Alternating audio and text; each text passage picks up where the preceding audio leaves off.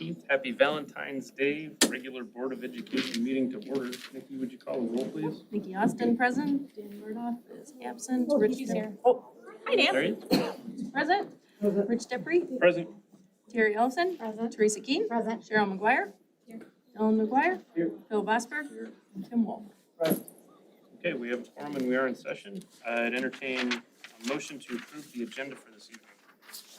So moved. I'll second. Motion by Nikki and a second by Teresa. By voice vote, all of those in favor signify by saying aye. Aye. All those opposed, nay. Motion carries. All right, we've got a packed room tonight for recognitions, and I'm excited to have all you guys here. This is one of the fun things we get to do. So tonight, we're gonna go by schools. We're gonna start with Abraham Lincoln.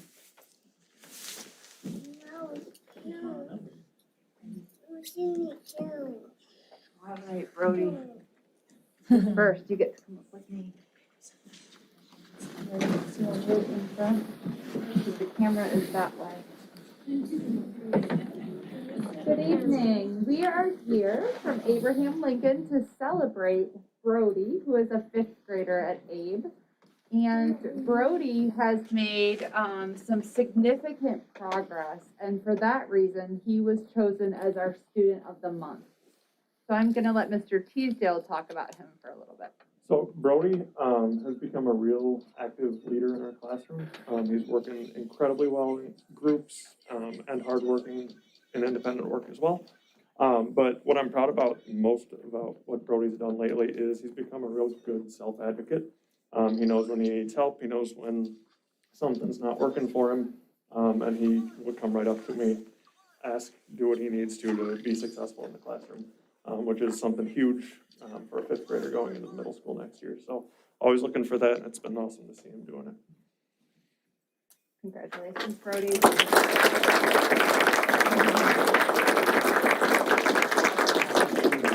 Hi, Brody. I'm Rich. I'm with the Board of Education. It's great to hear those wonderful things about you. It's always wonderful to see somebody can raise their hand and ask for help. Sometimes it's a hard thing to do, and it's an important skill to have. We're really glad that you have that, and that you lead by example in your class, so some of your classmates can feel that they can be safe in doing the same thing. So thanks for all the great things that you do at Abe. And to remember this evening, we've got a certificate for you, a gift card to Barnes & Noble, and because it's Valentine's Day, we've got a little extra Happy Valentine's goodie bag for you. Great day, and thank you.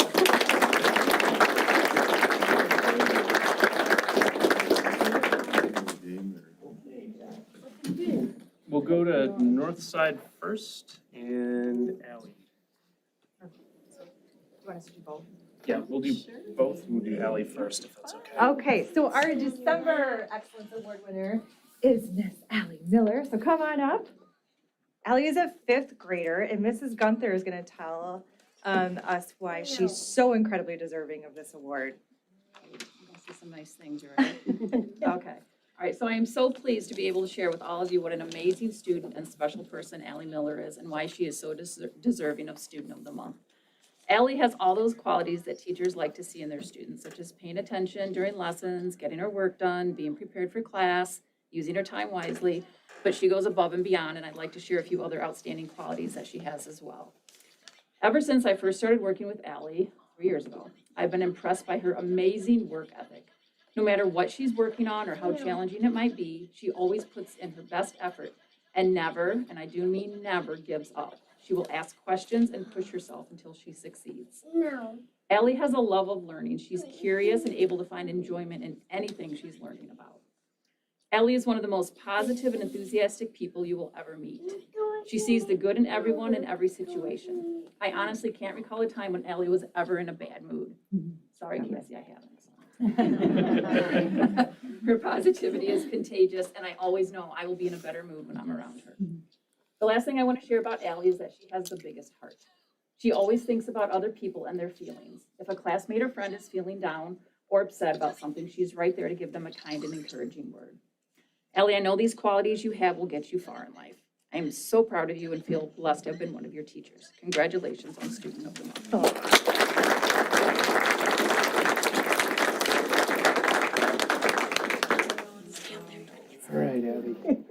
almost done. Congratulations so much. It's so great to hear that you're persevering through anything that's standing in front of you. It's a quality to adapt and overcome any obstacle that's in front of you. It's a really great quality for you to have and for you to model for your fellow students. Just want to thank you so much for everything you do to make Northside a special place. I've got a certificate for you, a gift card to Barnes & Noble to go get yourself some neat books, and then happy Valentine's Day, and nice little congratulations.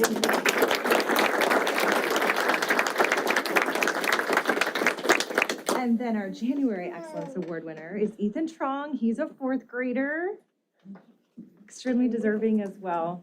2 really, really positive students that are great role models for everybody. So Mrs. Abraham is going to talk to us about why he is so incredibly deserving. So I'm very excited. This is the second, so I got to nominate his sister when she was in 4th grade. So I was very excited that Ethan won. He has been working toward this all year. And I know that he's been working through it for his whole school year because when we did our nominations, he won like from all of the teachers. So really great job, Ethan. This year in class, I see him be kind and considerate. When he was surprised with this award, his classmates, they were so excited to jump in and say, Ethan, you really deserve this award. We see you be kind every day. You're always nice to everyone, and you work hard in every class. So it was all around nomination for you.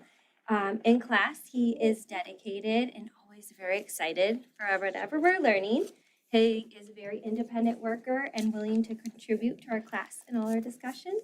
And Ethan is kind and respectful and a very responsible student. So he embodies all these qualities, and I'm very honored to get to share him with you. So great job, Ethan.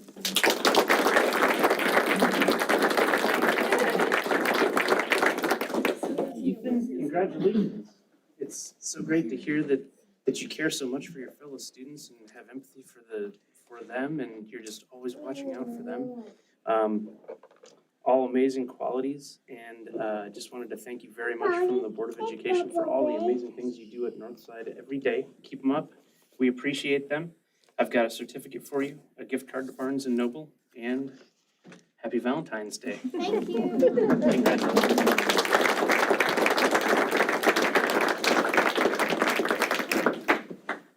Okay.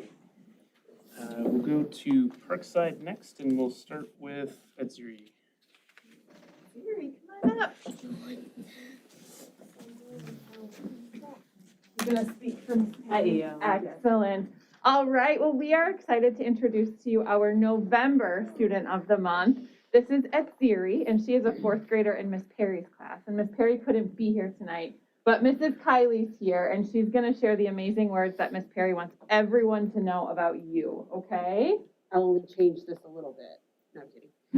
I also have the pleasure of working with Edzuri in the reading group. And Miss Perry is so sorry she could not be here today, but she wrote a lovely little sentiment for you. Edzuri was chosen for Parkside Student of the Month for November. She was chosen because she is hardworking, thoughtful, a good friend, and just all around amazing. She can be seen in her free time with a book in her hand at any time. She always tries her hardest on any assignment she is given. She has been an amazing helper in Miss Perry's class and probably one of the most beneficial qualities this year of Edzuri. We have several students at Parkside that are non-English speaking, and Edzuri's got many talents. She's bilingual and currently working towards becoming trilingual. And so she is a phenomenal asset to our students when a translator is not available. Edzuri is our go-to. And so she does all of this help without ever thinking. She jumps right in, listens, and then helps out her classmates, and then makes sure to stay on task herself, which is amazing quality at Edzuri. She's always willing to lend a hand. She's a wonderful friend to all, and just a wonderful member in our classroom. And Miss Perry is certain, as am I, that someday she is going to be a fabulous leader in our community. And Miss Perry just wanted to say congratulations. You are most deserving of this award.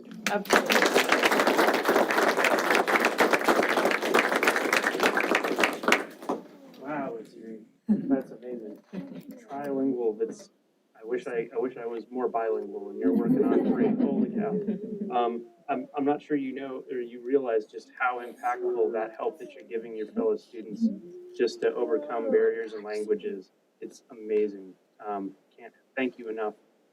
Please keep up all those efforts. It makes the place where you're going to school an amazing one, and we really appreciate it. So tonight, to remember the evening, I've got a certificate for you, a gift card to Barnes & Noble to get some more of those books, right? And happy Valentine's Day. Thank you so much, and congratulations. All right, Miss Kylie, you're back. And John, it's your turn. Come on up. So Miss Kylie and I are very excited to introduce John to you. John is a new student at Parkside this year. So when you can receive this award and make an impact on students and staff in the short amount of time that John has, it's definitely worthy of recognition. So Miss Kylie, why don't you tell us a little bit about the classroom? Like Mrs. Tramey said, John is new to Parkside, new to Monroe, and anyone in here in this room would not know otherwise. He is a natural leader in our classroom. I mean, he walked in the first day as if he owned the place and he was ready to lead. It was a beautiful thing. He is just the world's greatest friend to everybody, gets along with everybody, tells them how much he appreciates their friendship, jumps into all of his work with just real integrity, I'm going to say, and also a strong work ethic. John is an independent worker. Whenever he needs help, he asks for it, but it's never before he tries his hardest.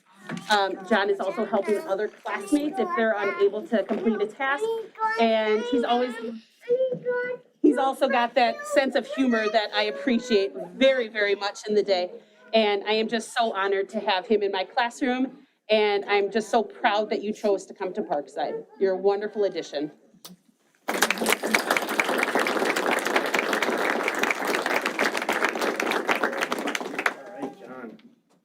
You should be really proud of the hard work that you put in at Parkside just in the first year that you've been here. Just amazing to hear the stories about what a quiet leader you are and how engaged and connected to your fellow students you are and how much you care for them. Really appreciate everything that you do there every day, and please keep it up.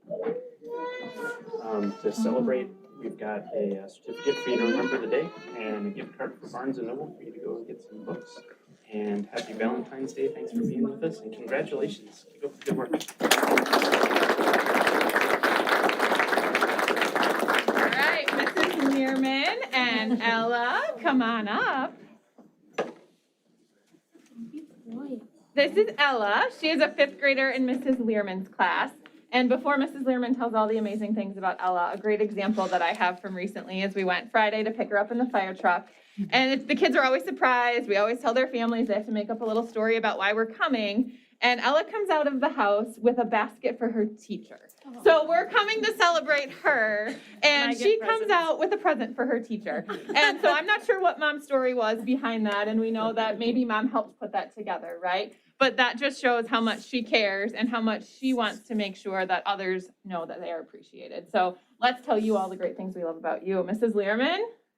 Yeah, so Ella is again, like we've heard multiple times, she's a quiet leader. So she's always doing what's expected. She follows directions, she gives her best effort, she helps others, she's friendly, and always has a book in her hand. Works very hard in all subject areas, and everyone really appreciates having her example in the classroom so that we have that positive role model as we're doing all the 5th grade things that need to be done, right? And prepare for middle school. So very, very sweet. And we appreciate her very much. Congratulations, Ella.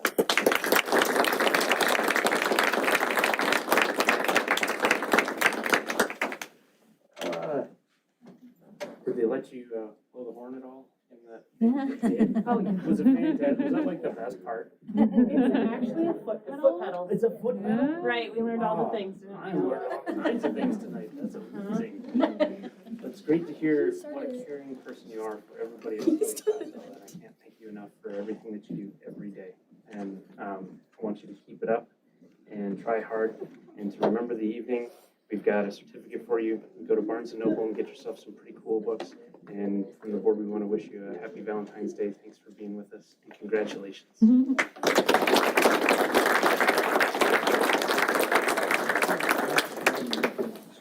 Okay, we've got MHS up next. Yep, do you have someone here tonight? Sydney here? Yep. Okay. All right, hey Sydney. All right, so Sydney and Mr. King, if you want to come up. The Monroe High School Student of the Month this month is Sydney Vita. She's a sophomore. She was nominated by Mr. King, who is one of our, he just finished up a long-term sub position in our agriculture department. And now he's moved on to the middle school, which is where he first met Sydney. So I'll let him talk about Sydney and why he nominated her. So I've known Sydney since middle school when I started subbing in the Monroe School District. And whenever I would read teachers' lesson plans, a lot of them will list a couple of students, kind of the go-to people, you know, if you have questions about certain things in the classroom. And I always noticed Sydney's name was always on there, and I saw that at the high school as well. And over the years, it's been easy to see why teachers put so much trust in her, because she's extremely mature, thoughtful, knowledgeable of what's going on in her classes. And she's also got this ability to, you know, when I got thrown into the Mrs. Pernot's long-term sub a little bit early. She had her baby a couple of weeks early, so it was, okay, here you go. And so somebody like Sydney is very valuable because they can tell you where the pencils are and, you know, all that kind of stuff. But yeah, right, the rabbit food. And the rabbit food's different than the guinea pig food. And the other thing that Sydney is good at is Mr. King. Mrs. Pernot doesn't do it that way, which is helpful because, you know, she's self-confident enough to be able to say something like that. But she's very, very good at that. But I've also seen another side of her this year, and I'm probably making you a little nervous when I say that, right? Yeah. No, it's good though. She's a leader among her peers, and she currently serves as the Monroe FFA secretary. And she's been extremely involved in helping out with the different projects while Mrs. Pernot's been gone, like the fruit box sales. And last but not least, she's also the animal caretaker. We've got a couple of rabbits and some guinea pigs, and she comes in for 2 or 3 of her flex periods every week, taking care of those animals. So she's just been a great asset, and I've had a lot of fun getting to know Sid. So congratulations.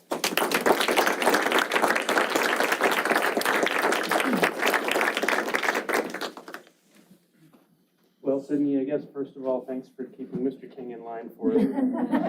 Sometimes, no, it's not necessary. But seriously, thank you so much for the care that you have.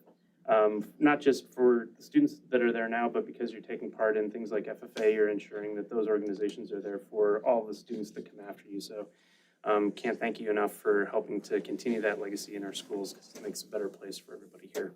Thank you. So to remember this evening, I've got a certificate here for you and a gift card to Barnes & Noble. Get some sweet books, and happy Valentine's Day. Thank you. Congratulations so much.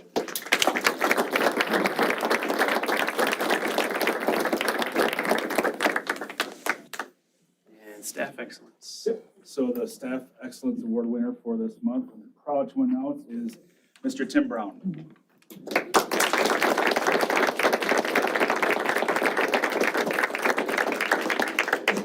So pretty proud to be able to do this because I know Tim is a staff member, but also as a friend. Special education teacher, and I can easily say everybody needs to have a Tim Brown in their building. Tim really is just a positive attitude pretty much every day. We all have our days, right, Tim? But he's the guy that says, what do you need? What do you need me to do? How can I help? He's always saying that. And he's a pretty darn good baker too. So he makes a lot of people's days by bringing in some cookies with Jolene and some cakes now that they're branching out into. So he's willing to do anything. And he's not only thinking of the best of his kids, but he's thinking of the best for what do we do for staff? How do we help them out? How do we get them through these days? So Tim is that person that always does that. Tim was nominated by several of your peers. I don't know if you knew that. No, I didn't know. But this is what they wrote together, so I just want to read it. So I'd like to nominate Mr. Tim Brown for the Staff Excellence Award. You are the winner. Tim has been a special education teacher at Monroe High School for the last, they tried to estimate, I won't say, years. And over the years has helped countless students graduate, realize their potential, and develop skills to be productive members of our community. He cares deeply about his students and their success, whether they are on his caseload or in one of his classes that he supports. Tim does many goodwill activities here at Monroe High School. He sets up the collecting of the toys for the Monroe Women's Club Christmas stocking. He heads up our staff Secret Santa and most recently our Secret Leprechaun. He does pancake breakfast in the morning. He's doing one coming up here. Already did one this year. Come on in to this room. I'm flipping flapjacks and making sausage links. It's just another one of those things that he does for our staff. Tim is kind. Oh, I forgot this one. This is probably one of the bigger ones. Tim took over the Day of Service organization, which is a massive, massive project. And I'm sure this is going to go off without a hitch this year. So he took that over. And I forgot the retirement luncheon too that you put on. Tim's kind to his coworkers by remembering to bake them a special treat on their birthday or celebrate a degree or an engagement. So now he's our go-to person for that. So you kind of nominated yourself for that. And finally, Tim goes out of his way for the district. Tim is a former MHS grad. He volunteered to be on our building facilities committee's team, and he speaks for the needs of us, our students and staff alike. So it's been a pleasure to have watched him grow as a teacher and a mentor to all, is what they had lastly to say. So thank you for everything that you do, Tim. Thank you.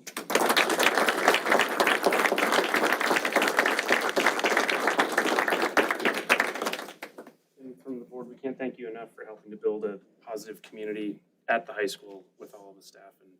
And the care that you exhibit for your students above all other things is commendable, and I thank you very wholeheartedly for it.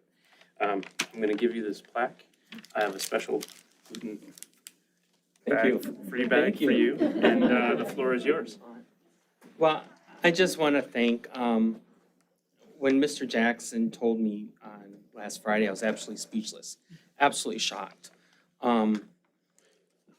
I love my job, and I love the district that I work in, and I love my community, and I'm so grateful for everything that I have. I'm grateful that I was raised by the parents I was raised by. They taught me how to work hard. They taught me how to have pride, and they continue to support me. I am very grateful for the team and the people I have in my life at work, because they are like a second family to me, and I truly mean it, and I think of them all the time, and they know who they are because I can go to them. I'm so thankful to administration because I know that I can reach out or send a text message to say, hey, can I have 5 minutes of your time today? And they'll call me. And they'll be like, hey, what do you need? What's going on? Let's talk about this. And so I'm just really, really grateful and blessed to live in a community like this and work in a district like this and have the support that we have. And never thought I'd be here because I wasn't the best student in high school. So I'm a testament of, and my mother can verify that. It's just, I'm absolutely amazed. And so thank you very much. I'm blessed.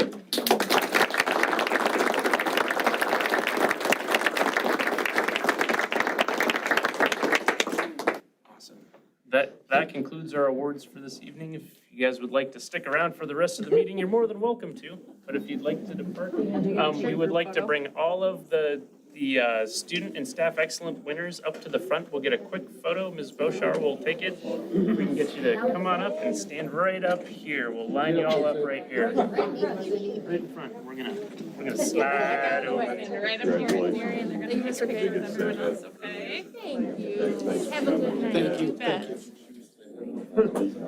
You got a great daughter. I like her. Yeah, Just a little. like her. Just a little. So Cindy, let's put you in the middle. Sorry. Let's have right here. You wanna come in the middle, honey? And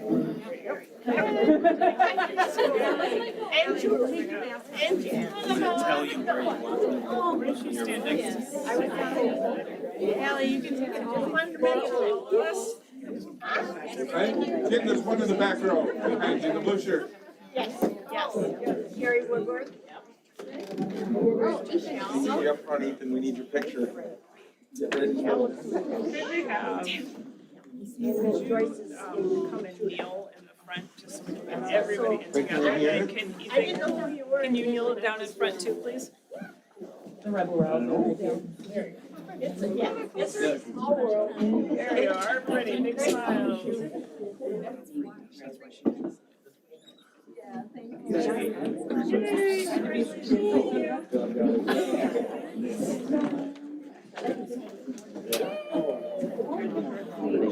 Well deserved. Yep, nope, you deserve it.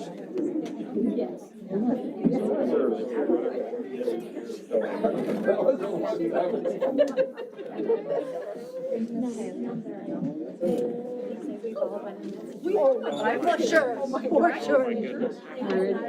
Proud of yourself. Yeah, for sure. You guys head down to theory? Perfect. It was check out. She was so sweet. Sat there and just Thank you so much for coming. Have a good night. Was CD kicking in, Joe? It's hard to say, it's hard to give up. Tim, congrats. congratulations. Thank you, For all you Tim. do. Congratulations. Good. It's been a while, yeah.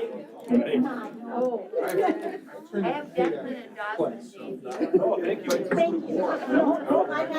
Thanks for doing it. We just crammed 7. You're the inverse of Amy. Yeah, I know, right? Especially with already telling them for a while.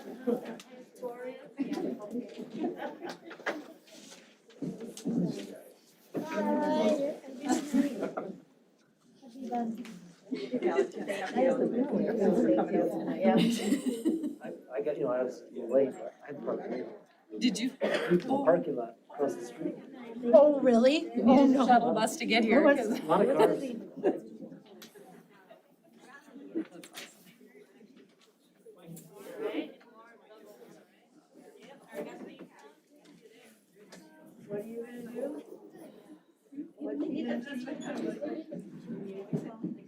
Yeah, that's so much going on. You have to send it to me.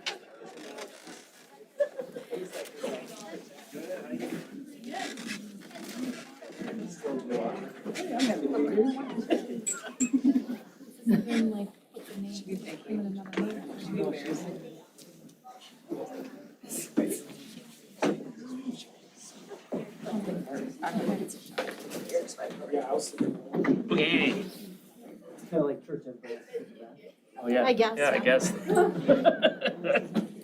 All right. Yeah. Our next item is consent agenda. Do any board members wish to remove a consent agenda item for individual consideration? Hearing none, we'll read them into the record. We're approving the minutes from the Board of Education meeting on January 24th, the special Board of Education meeting on February 7th.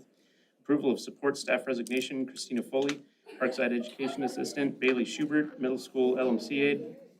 Approval of support staff hiring, Sandra Schulte, MHS Attendance Secretary. Approval of exempt staff resignation, Samantha Kubley, District Nurse. Approval of Samantha Lucas Tuition Reimbursement Agreement. Approval and acceptance of the following community donations. Emily Zarling, $200 towards Parkside Safety Patrol Field Trip. Anonymous, $1,283 to the Middle School Washington DC Trip Scholarship Fund. Kevin Hamilton, $500 to the Middle School Music Department in memory of his mother, Mary Bober Hamilton. Kurt and Terry Ellefson, $250 Thrivent gift card to Backpack Buddies. Bob and Linda Sonnenberg, $100 to Backpack Buddies in memory of Sophia Kubley and Madison Haug. Joanne Babler, $100 to Backpack Buddies. Colony Brands Foundation, $11,000 to Backpack Buddies. Howard and Mary Ann Johnson, $25 to Backpack Buddies. Kuhn Knight, 3 rolls of welding wire to the MHS Tech Department. Monroe Truck, 14 rolls of welding wire to the MHS Tech Department. Blue Scope Buildings, 1 roll of welding wire and 10 MIG welding pliers to the MHS Tech Department.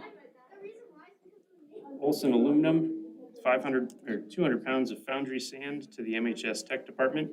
And Klitzman Seeds cover the cost of all district milk for 1 day. Move to approve. Second. Motion by Dan and a second by Terry. Obviously, amazing donations from the community, and sorry to see Sam go, but she's going to stay with us until May. Yep.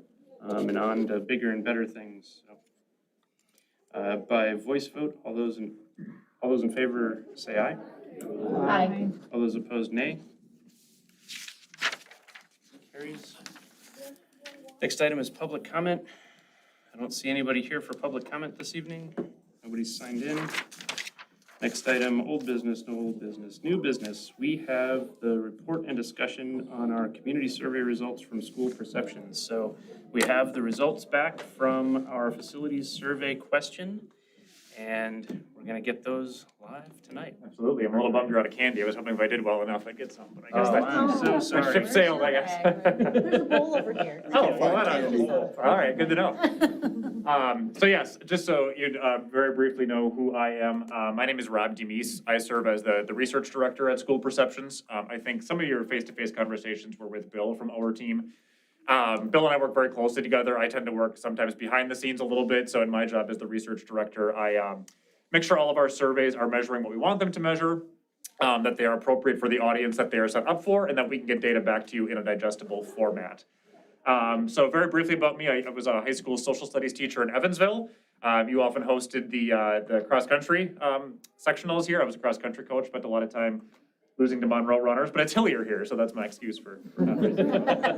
And then I went back to UW to get my PhD in the Department of Educational Leadership and Policy Analysis, and my research really looked at, in referendums in Wisconsin, why do people vote yes, why do they vote no, why do they change their mind, or why do they don't, or why do they not? So I found a really natural home at School Perception, so one half of my work is in the staff, student, and parent side of things, because once that teacher hat goes on, it is firmly on, it never comes off. Point of pride, and then I also do a lot of work with what I'm doing with you tonight in terms of the community side of things. So, assuming I use this laser pointer correctly, I want to launch into what you see. So briefly about us, we have done some Monroe surveys in the past. We just had a birthday. We just turned 20. In those 20 years, our mission has never changed. It's to do three things for people like you. We want to help educational leaders gather, organize, and use data to make strategic decisions. In those 20 years, or now our 20th year, we've conducted over 10,000 staff, parent, student, and community surveys in the name of school improvement. And those 10,000 surveys have been spread across, at this point, more than 850 districts nationwide. All doing similar to what you were doing, strategic planning and referendum planning processes. So a little bit about what we're gonna do tonight. This survey report, really we want it to be a one-stop shop for you. So if and when you decided to post it on your website in the name of transparency, even if I chose not to take the survey, I could look back at this report and see exactly what was asked. If I'm new to the district, I can look back and see what was asked.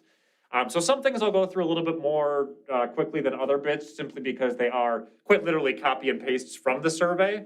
But we want this, we don't want you to have to dig up a copy that you had a couple of months ago or whatnot. We want everything to be right here in this report for you. So we'll go through a little bit of the background information, some of the survey information, most importantly, the results and analysis of that survey, and then I'll certainly leave time at the end for any questions you may have. So in terms of our process, just a brief reminder here, each household within the district received a paper copy of the survey. And once they got that paper copy in their hands, there were really two things that they could do to get the data back to us. The first thing was to fill out that paper copy to their heart's content, and then we removed you from that process. We did not want you part of that process. Once that data came back to us in the name of privacy and confidentiality, we didn't want you to be able to find out who was doing that in those paper copies, so we entered that data on your behalf. Otherwise, the other option was to take the survey online with a one-time use code. That's a 16-character alphanumeric code that's sprayed on the front, and once I hit submit or finish as a survey taker, that code expires, so that I'm not able to take the survey dozens and dozens and dozens of times. We've had people try, but they can't, because once they hit submit, that goes away, and that expires. So the only way that they would have been able to get extra survey codes, which does occasionally happen, whether it's a multi-generational household, or whether adults in the house don't always agree, which again, happens all the time, they can call the district office and say, hey, can I get another survey access code to take it online? So what did that result in? So in terms of your survey information specifically, this is slide 5 or page 5 if it's in front of you. The survey window was in January of this year, so just closed up a couple of weeks back. A little over 1,300 total respondents for a participation rate of 17%. I believe now this is our 4th community survey for you, which is right about ballpark what we've seen in the past. You hit a high point in 2020 with 20% of your community taking the survey. In 2018, approximately 15% did, and in 2015, approximately 12% did. So about average for what we saw in terms of Monroe community surveys in the past. That led to a margin of error of just under 3%, and 92% of participants lived within the district boundaries. Now, one question we always get here is, there's 8 there. Why is school perception sending this to people who don't live here? There's really 3 legs to that stool. The first is staff that, by nature of having their email address on file, will get a copy of the survey. But obviously there's no requirement for staff to live within the district's boundaries, so they may choose, no, I don't live here. Parents who chose to open enroll into the district, obviously by nature or by definition, they don't live here, but they will have an email address on file. And then it may be people who have a second residence. It may not be their primary residence within the district boundary, but they would have a mailbox, so they'd get it that way. The important thing to take off of this slide, though, is that we remove those 8% of people because they cannot control the election in the school district of Monroe within your boundaries. So when we present this data moving ahead, we are going to focus on that 92% because they can control the election. Here then we have a couple of pie charts for you. So on the left-hand side, it said, are you an employee of the Monroe School District? Here, in general, this isn't a Monroe thing, this isn't a Wisconsin thing, this is any district in any community. The vast majority of survey takers are not going to be employed by the school district. And you'll hear me repeat this a little bit later on, but in any given community, about 1% of the population are staff members. About 25% of the population are parents, and that leaves approximately 75% of people who are non-parents, non-staff. So if it was only employees of the Monroe School District taking your survey, that would be a little concerning. You know, and I say that even with a teacher hat on, we want to hear from every group. So here we see that about approximately 78% of survey takers said, nope, I'm not employed by the district. And then on the right-hand side was a similar question. It said, do you have children attending a school here? Here, I would expect to see a little bit more balance between the two sides of the pie graph, and I absolutely do. So one thing I always say here is, I want to see a hefty chunk of the pie graph here being parents, because if parents aren't even engaged in what you potentially do in the facility side of things, that's not good news. Parents are, you know, with the exception of staff, are the most engaged group that you have because they have their kids in the school. So I want to see some balance between the two sides here, and I absolutely do, which is good news. Where do people live? About 2 in 3 people who took your survey live in the city of Monroe, and then kind of smattering down here, town of Monroe, town of Clarno, town of Sylvester, and so on down the line. And a couple, 0.1% of survey takers lived in the town of Mount Pleasant. Then this is the part that I said I probably would go through just a little bit quicker. This is the planning background. So this is word for word what was in your survey. There was nothing new on some of these slides, but again, this is just to have a one-stop shop for you so you can look at all of the data in one spot. So I talked a little bit about how things are really going quite well. You've earned a reputation for excellence, especially on those state report cards in terms of math, English language arts, your graduation rates, and so on. But you are looking at potentially some facility work as well. Your mill rate is a stair step down, which everybody loves to see. So you began at 1175 just a few years back. And in 21-22, the latest year for which there is data, obviously, you're down to 920. And then talked a little bit about the facility challenges. So the facility study that you had commissioned was reviewed here. And we talked a little bit about what was going on at the high school and what was going on at one of your elementary schools. And then broke down bullet point by bullet point for survey takers what some of these facility challenges were, specifically at the high school. We talked about Abe Lincoln a bit, and then presented the options for your survey takers.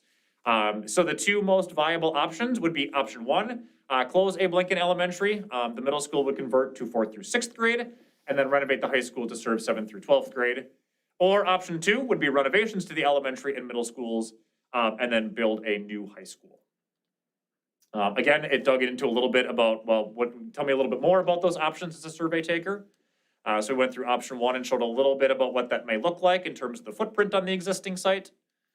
And then option 2, again, dug in a little bit deeper, talked about what some of the new high school features would be, and then a rough footprint of what that may look like as well for the high school level. So then in terms of your results, my own slide here ahead. So your support by option. So the first thing I did, and the first thing that I would recommend you do here as well, is just kind of eyeball it. The first thing I see is that of the two, at least of the two options, option one or option two is the more supported of the two. A couple of things that I'm also seeing right away. So I said before, about 75% of your community are non-parents, non-staff members. That group is represented here in purple. So they are, by nature of being 75%, most of your survey takers are there, most of your community is there. So I like to look and see what their behavior is happening here. And I look to the far right-hand side, about 30% of your survey takers said I would not support either option. So how do I contextualize that? Usually on any given survey, I see, I don't know, maybe 25, 27, 28% of survey takers said, I'm not gonna support anything for any time for any reason. You're at 30%, that's pretty comparable. That's a ballpark what I would see in any given district. So no flashing red lights there, nothing that caught my eye necessarily. The other bit, I'm not sure, need more information. This is a little bit of a funny one. The problem is people are Midwest nice, which is great to be Midwest nice, but it is not always great for survey collection. But one thing we have realized is that about 8% of people who say I'm not sure, or excuse me, about 2/3 of people who say I'm not sure are ultimately gonna break toward no. But that feels rude. It feels like they shouldn't say that, so they just say, well, I'm not sure, even though they know very well what they're gonna do when they enter a ballot box. So here, that's where the 8% comes in. About 8% of that group of people are probably ultimately gonna break towards the far right-hand side. I would not support either. So you have about 4% here in terms of the not sure that are gonna go one way or the other. And they may very well not be not sure. They may lean towards one, they may lean towards two, they just don't know, they may support either. But they are firmly, about 4% are probably firmly leaning towards something, they're just not sure yet. The part that may be more instructive though, if I go on to the next slide, I removed one of the categories. So what I did, just scrolling between the two, I took out the middle, I would support either option, and I added those percentages to either option one or option two, because they did say that they would be okay with each. And here I think that does bring out the message a little bit more, that just visually, I can see that option two is quite substantially more supported than option one. The preference is definitely there.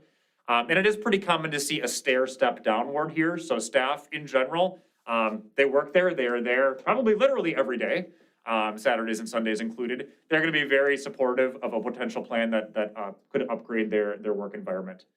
So about 76% of staff said they would support option two for the new building. 70% of parents and 42% of your non-parents, non-staff said they would support option two. And I'll summarize kind of what I take away from that in just a bit here. But that's not the only thing we included in your survey. One thing that we've tried to do, especially over the last, I would say about year or so, is we have some standard satisfaction questions, which are really quite instructive. There are 4 categories here that we put onto all of our surveys. And they read, how well are we doing in each of the following areas on a scale of 1 to 4? So can't be better than 4, can't be lower than 1. It ranges from a scale of poor to great. While helpful, I think actually this next slide is a little bit more instructive because it provides some comparisons and it summarizes the data a little bit better for you. So same categories here, delivering a high quality education, keeping the public informed, managing funds appropriately, and building pride in the community. So one thing I always say in a slide like this is, it's not really enough information to know the percent of people that are saying great or good. That has to be contextualized a little bit. At the same time, it's not helpful to just know the percentile.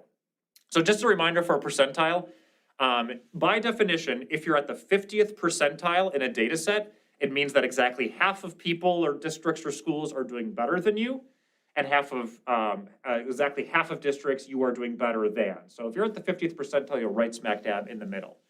That being said, the way I think about this is if I sat down for an exam, I leave and I see that I got a 94% on the exam, I might leave with my chest a little puffed thinking, hey, pretty good. Come to find out though, if everybody else on that exam got a 98%, I might think, ooh, maybe I should have done a little better. At the same time, if I left an exam room and I found out that I got a 34% on there, I might think, oh God, that went terribly.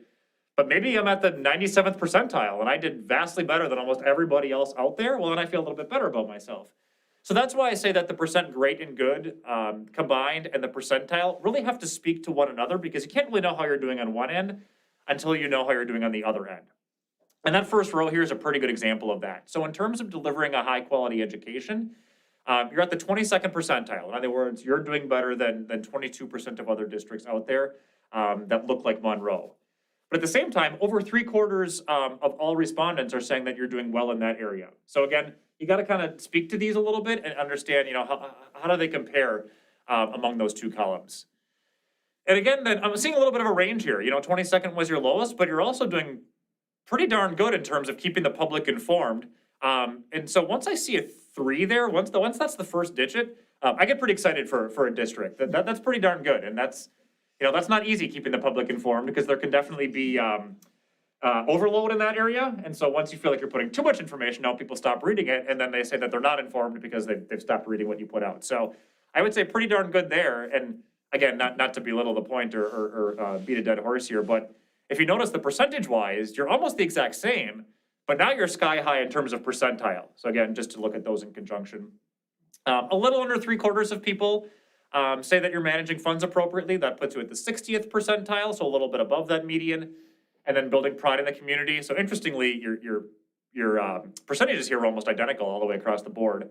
76% said you're doing a good job building pride in the community, which puts you at the 42nd percentile. And then where does that ultimately leave you?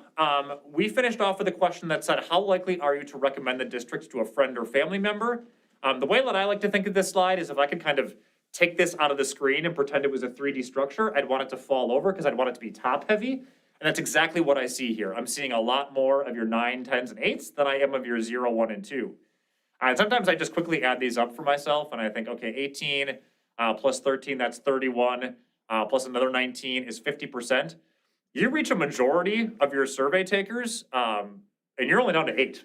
Well, that's pretty darn good. I only got 2 thumbs, but they'd be up here. That's really good news. And similar to the 3s on the last slide, once I see a 7 in front here, I get pretty excited about that. And again, you're not seeing a lot of 0s, you're not seeing a lot of 1s. Those are vastly overshadowed by the upper level here. Since we put this into place about a year ago, I have never given a report and not seen a little bit of a hump at 5. Why? Truth is, we don't offer a cop-out here. We don't offer a don't know. We force people to decide. Some people who truly don't know are just gonna be like, well, I don't wanna give you a 10, I don't know, I don't wanna give you a 0, so I'm just gonna guess at a 5. So that's kind of, it's a little bit of 2 groups of people combined right there in the middle. It's the people that truly think that you're doing at a 5 level, and it's the other people that kind of shrug their shoulders and say, I don't know. But in every survey we give, that middle line is extended out a little bit. So in summation, what did we learn? We certainly learned that option 2, building a new school, is preferred over option 1, remodeling the existing school, by all 3 subgroups. And by subgroups there, again, I mean staff, parents, and non-parents, non-staff. So what I would take away for you as a board is I would say there is sufficient support for putting option 2 on the ballot in November and letting the voters ultimately decide. I believe I guess I don't remember what the date of the election is off the top of my head, but if I were sitting in your shoes, I would expect it to be close. As you looked through those slides, you didn't see things vastly over 50%. But I think that based on the support that you're seeing here, you absolutely should take it to the ballot and ultimately let the voters make the final call, not only on a survey in this case, but on the official ballot language as well. So that's where we finish up on our data and analysis for you, but please let me pause and see what kind of questions or comments you have for us at School Perceptions. You have access to the data we did before. I'm looking at those first few slides, right? The demographics of. Yeah. Were they any different or substantially different? That's a question we could look at. I don't have it in front of me. No, but certainly we could look at that for you. But no, I'm sorry, I don't have that in front of me.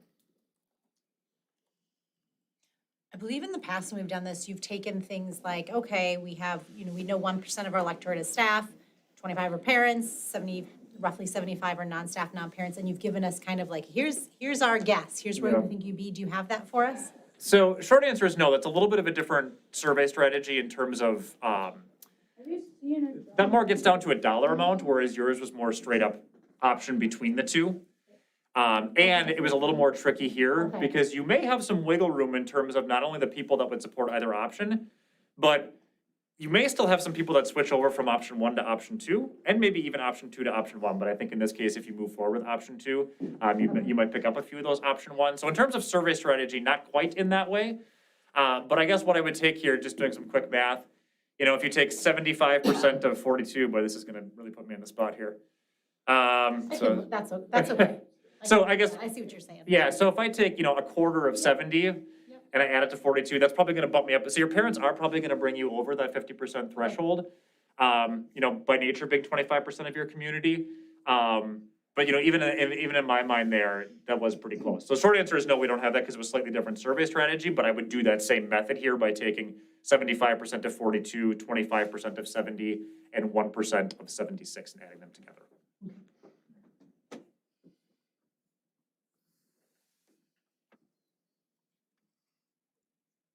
So in your opinion, your recommendation that there is support for putting it on the ballot is an indication to us that there would be sufficient voter support for option 2 on the November ballot. I think there is sufficient voters support or survey support to put it on the ballot and see what happens in a high turnout election. I think coming away with that, between the two, I would say that if this were held right now at this second, I would maybe say that option 2 would be supported by a razor thin margin. If I were on CNN right now, I'd maybe put up my too close to call sign. And so that's maybe the biggest thing I want you to take away is that put it in front of more people, because you're frankly gonna get more turnout in an election than you would on a survey. That's always the way it's gonna be. And I think you absolutely have the permission slip sign, so to speak, to take that forward and say, we saw this on our survey data, people are leaning towards option 2. It may be a close election, but we want to hear from everybody now on the ballot. I would say that absolutely you should move forward with that. But then know that it's probably going to be quite close. Yep. Okay. Did you look at our survey results from the last one that we did? I'm just wondering, the environment that's different, is the question significantly different? We know why the last one wasn't so favorable compared to this one's a little bit more favorable. Can we quantify that somehow, or? Yeah, so short answer is, I'm not sure what those results were off the top of my head, so I apologize for that. It's hard across different projects. It's really hard, especially with, I believe the last time was it elementary and more, it was not high school focused, right? Somewhat similar to option 1, thought. At the high school level. There were more options combined into each one of the 2 questions we asked. So I think some of the feedback that we got from the public was that we were asking too many questions in one survey. Okay. So this second survey pared that down after the work from the facilities committee to draw 2 more clearly defined paths or choices. So My question, I guess what I'm trying to get at is it because we pared those things down, because we brought a different question, or is it the environment's better now? Can we know those things? Well, I think that clarity helps. When you get down to 2 options, that is pretty helpful because and again, not being an expert on the previous one that you did, when there are a lot of options, just to take a sidestep. So we've learned recently in our own data analysis that people spend a little over 6 minutes taking a survey, which means there's a lot of skimming. And when there are a lot of options, it leads to a lot of I don't know. And almost everybody that will, 2/3 of people that say I'm not sure, need more information, are gonna break towards no. So very few people leave a survey and say, not quite sure, but I'm gonna say yes. It's just not the way people go. So when there's clarity and when it's easy to compare the 2 and all I have to do is flip the page back and forth, there's probably more support simply because the options are easier to understand. And because this is so high school focused, no matter where I am in the district, this touches me. The high school is kind of the decision that leads to what happens elsewhere in the district. And whether I have a kindergartner or a pre-K student or a sophomore, depending on how quickly things get built, I'm gonna just see the fruits of my tax labor, so to speak. And so it's pretty easy to generate hard opinions on a high school, for better or worse. People kind of have their minds made up because it affects just about everybody in the community, and it's a big identity builder in a community. So, not speaking to what the last result said, but if you are seeing more support here, I would say it's because of the clarity in terms of the 2 options and because it's so high school focused.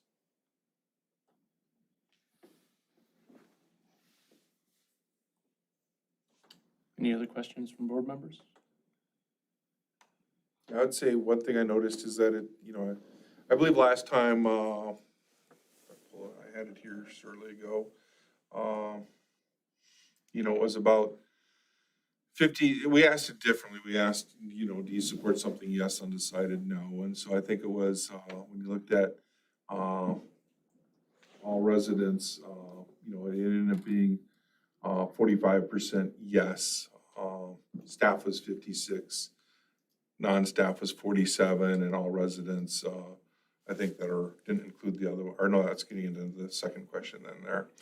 And so I think part of it was, there were some people who didn't like parts of the aspects of the other one that was disrupting or changing all levels of our education.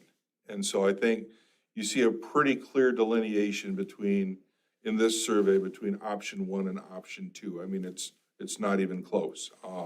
So I think we now know that people clearly prefer our structure of education that we have with our K-5s, our 6-8, and our high school.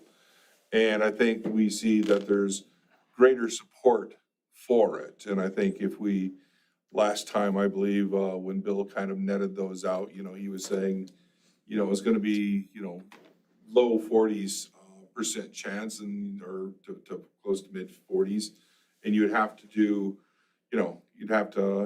pull some things off maybe to advance that to better with education or et cetera.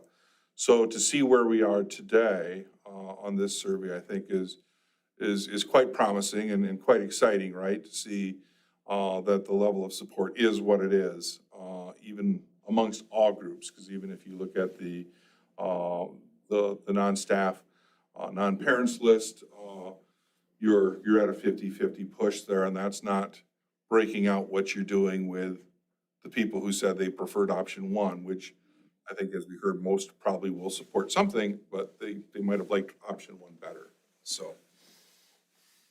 I just pulled up the results, so I'm looking specifically at non-parents, non-staff who are residents of Monroe in the last survey.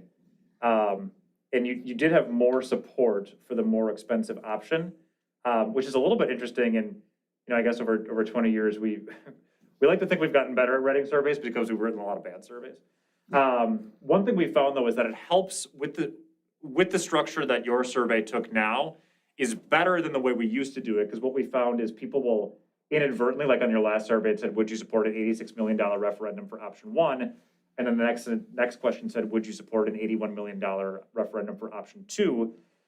Even though those were two distinct options and the cheaper one got less support, people don't see it as one or the other. They add 86 and 81 and think, are you about to do a $163 million project? Because they add them together, and those are the skimmers out there. So it does catch my eye a little bit that actually the more expensive one got more support, but it was listed first last time. So I think this time, what your survey did a little bit better too was really clarify, it's this one or it's this one.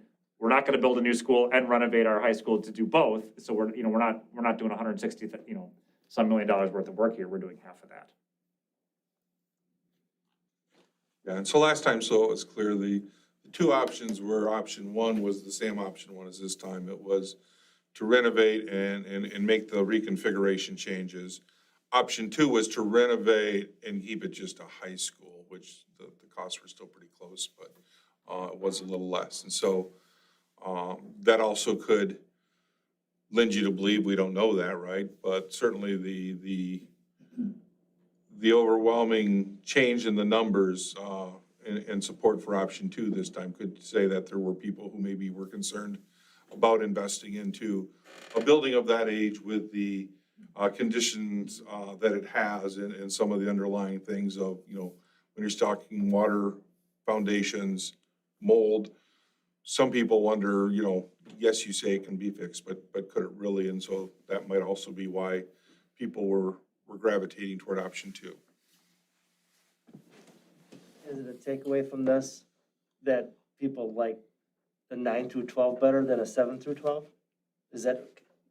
I would say that has to be part of what it has to be. I mean, to see that level of difference, it's one of those two factors, right? It's either they're not comfortable investing into an older building or they really don't like the configuration, because those are really the two differentiating factors. So it has to be one or the other or both that are driving that level of differentiation.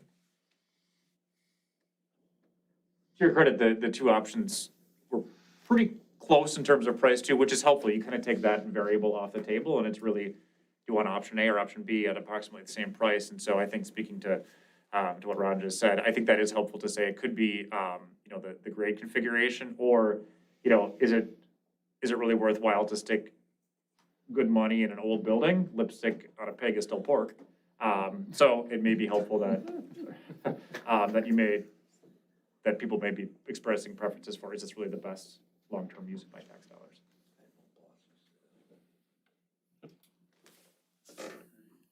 Certainly some good news. We appreciate you bringing that to us. Yes, thank you. Absolutely. Thank you. Any additional questions? That's exciting. Yeah, it's great to see that there's support from the community for option 2. Hey, just before you move on from this agenda item, Rich, I assume the board's gonna wanna continue this discussion at the next meeting or two. Do you want, or need like, Plenka Rasich and or CG Schmidt folks to attend the meeting? You know, or are you guys comfortable having the discussion without them? Or maybe it's next meeting you do it without them, and if you need them for the one after that, I don't know. Look at the calendar.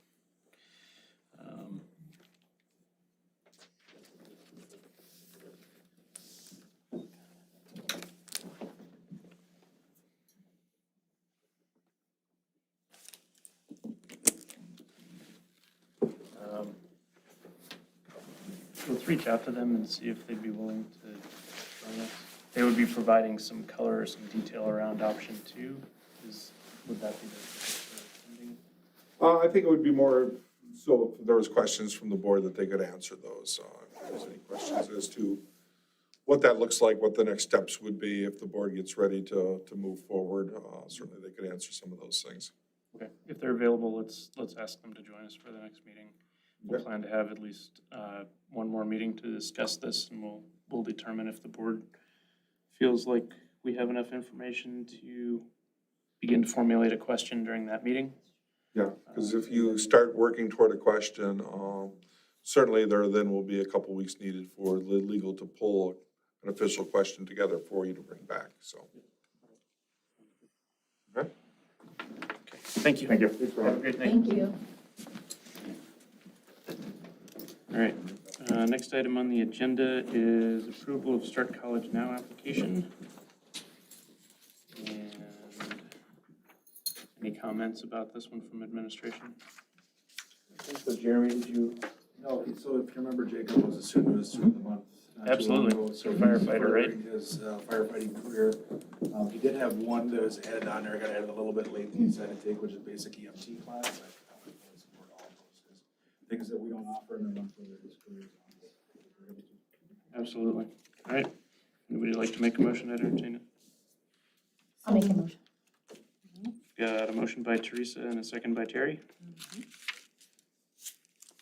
Any additional questions? By voice vote, all those in favor signify by saying aye. Aye. All those opposed, nay. Motion carries. All right, next item on our agenda is selection and approval of our superintendent search firm. So we had discussed that HYA is the recommendation coming out of the executive committee for us to begin our search for our next superintendent. We've got a possible timeline from HYA. If we approve them tonight, the posting would occur tomorrow.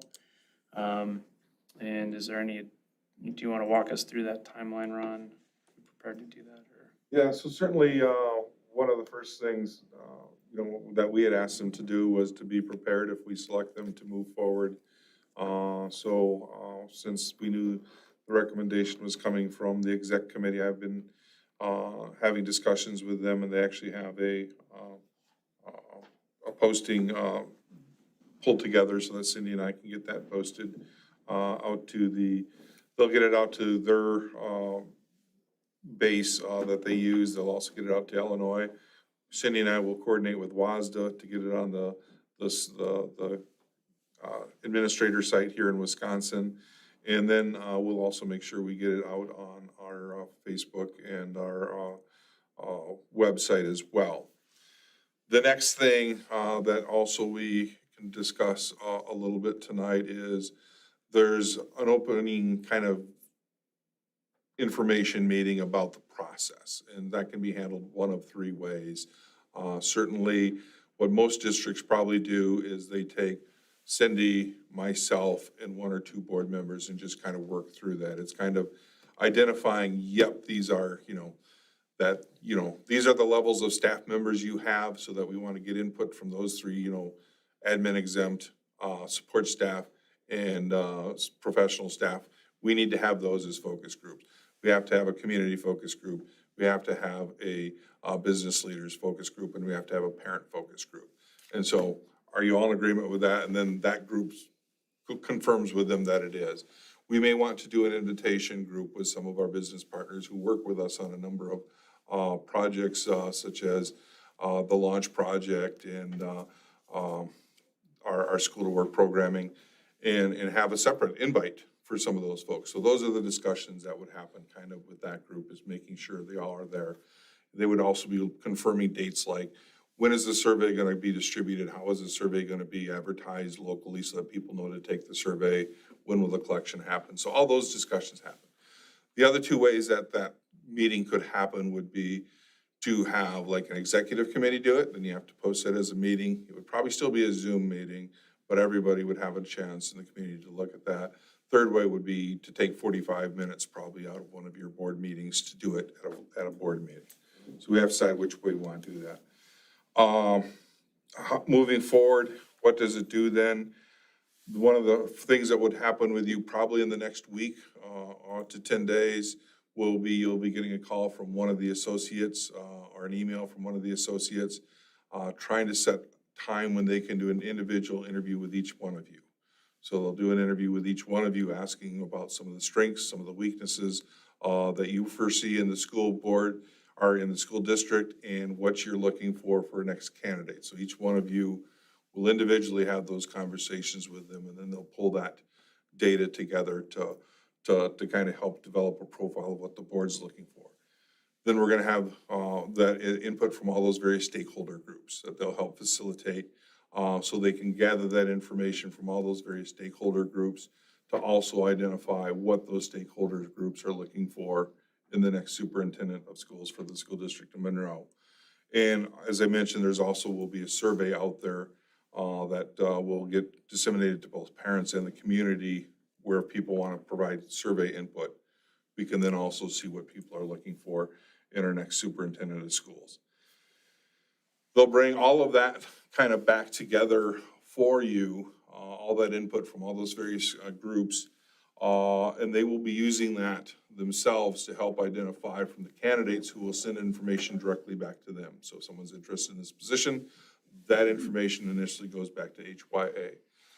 When they come out and meet with you on site in late March is when we're looking, hopefully maybe at the 28th board meeting, they would have an opportunity to share with you that input from all those groups as to what they're looking for in a superintendent. They would share with you all of the candidates that they received, and they will have a slate of candidates that they will recommend that you interview. Now, that first slate is going to be rather large, so it's not finalists, so that conversation does all happen then in close so that you can determine who's going to have those first interviews. Coming out of those interviews by the board, they will then identify finalists. The board will identify finalists. And then when those finalists come back, which will be, because the board interviews will probably be after the election and we know what the board composition is. Those finalist interviews will probably be in late April, early May. And then at that one, they'll come and spend a day in the district. And so those people will, the finalists will visit our schools and see our staff and kids and have some interactions with them in person. They'll meet with some of those focus groups, leaders or identified folks to kind of have some interactions with those folks. And then there will be another interview, obviously, with the Board of Education. And so that's kind of the process that lays out between now to early, probably May. And then there's, again, I think it's pretty tight. Their ability to pull this together works well. There's obviously has to be a little pause in there with the election to make sure that you don't want to have a first interview of candidates and then potentially have a different Board of Education and have a second interview. So we want to make sure that all the interviews are lined up after the election date. Okay, so let's talk about that planning meeting first that Ron mentioned. I would say we could do that with Teresa and I on the 22nd, unless there are board members who feel strongly that they want to be a part of all of those planning decisions.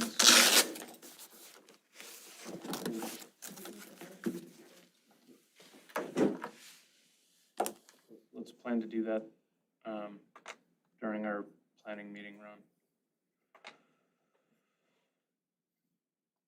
Is that soon enough, you think, for them?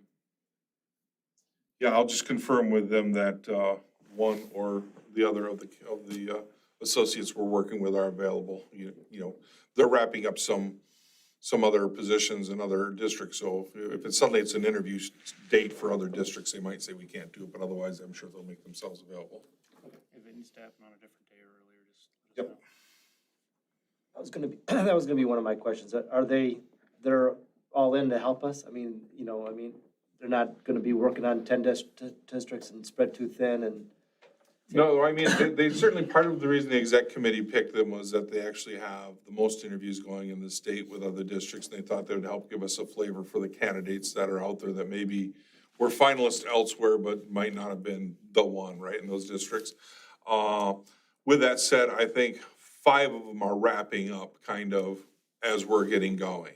And so I don't think that's gonna be an issue. I think we'll be well positioned for that. Good question.